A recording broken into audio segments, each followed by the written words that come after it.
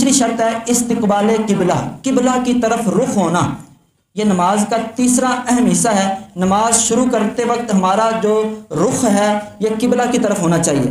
اب اس میں ایک مسئلہ یہ یاد رکھیں کہ اگر نماز کے دوران کوئی جان بوجھ کر ایک لمحے کے لیے بھی اپنا سینہ قبلہ سے پھیر لیتا ہے تو اس کی نماز ٹوٹ جائے گی، نماز فاسد ہو جائے گی۔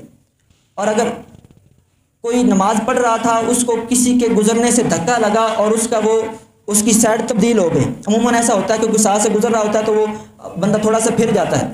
اب اس میں 3 بار سبحان اللہ کہنے کی مقدار کے اندر وہ واپس قبلہ رخ ہو جاتا ہے تو اس کی نماز ٹھیک ہے، وگرنہ اس کی نماز فاسد ہو جائے گی۔ اب اس کے بعد سینہ تو کم ہی کوئی پھیرتا ہے، لیکن نماز کے اندر یوں چہرے کو یوں پھیرا جاتا ہے، دائیں بائیں دیکھا جاتا ہے، یا چہرے کو نہ پھیرا جائے تو آنکھوں کی جو ہے نا وہ کناروں سے کبھی کوئی دائیں دیکھ رہا ہوتا ہے، کوئی بائیں دیکھ رہا ہوتا ہے، یا بعض افراد جو ہے وہ آسمان کی طرف دیکھ رہے ہوتے ہیں۔ تو یہ چیزیں بھی جو ہے اس کے بارے میں بخاری شریف کی ایک حدیث پاک آپ کے سامنے رکھتا ہوں۔ نماز میں آسمان کی طرف دیکھنا یہ کیسا ہے، اور اس کے بارے میں ہمارے نبی پاک صلی اللہ علیہ وآلہ وسلم نے کیا فرمایا ہے۔ عموماً دیکھا گیا لوگ نماز پڑھ رہے ہوتے ہیں اور یوں اوپر کی طرف دیکھ رہے ہوتے ہیں، آسمان کی طرف۔ تو یہ کتنا سخت حکم ہے۔ آقا دو عالم صلی اللہ علیہ وآلہ وسلم نے فرمایا ان لوگوں کا کیا حال ہے جو نماز میں آسمان کی طرف نظریں اٹھا کر دیکھتے ہیں۔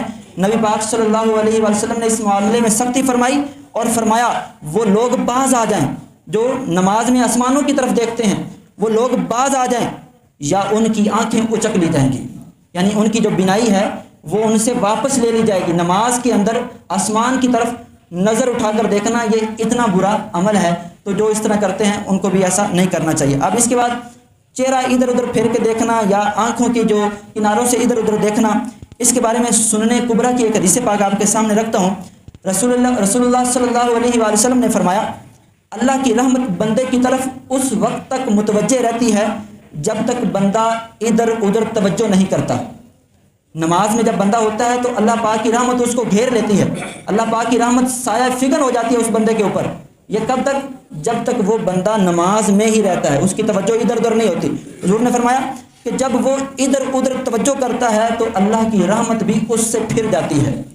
اب نماز کے دوران تو عموماً کئی ایسے لوگ ہیں جو زبان سے کچھ کلمات ہو رہے ہوتے ہیں لیکن دائیں بائیں ساری خبر رکھتے ہیں کہ کیا ہو رہا ہے کیا نہیں ہو رہا ہے۔ نماز تو ہو جاتی ہے لیکن اس سے ثواب کے اندر کمی آتی ہے۔ بخاری شریف کی ایک حدیث پاک حضرت اماں عائشہ صدیقہ رضی اللہ تعالیٰ عنہ فرماتی ہیں کہ رسول خدا صلی اللہ علیہ وآلہ وسلم سے اس آدمی کے بارے میں پوچھا گیا جو نماز میں دائیں اور بائیں طرف متوجہ ہوتا ہے، یعنی تھوڑا سا چہرے کو ادھر پھیرتا ہے یا ادھر پھیرتا ہے یا آنکھوں کے کناروں سے دائیں بائیں دیکھتا ہے۔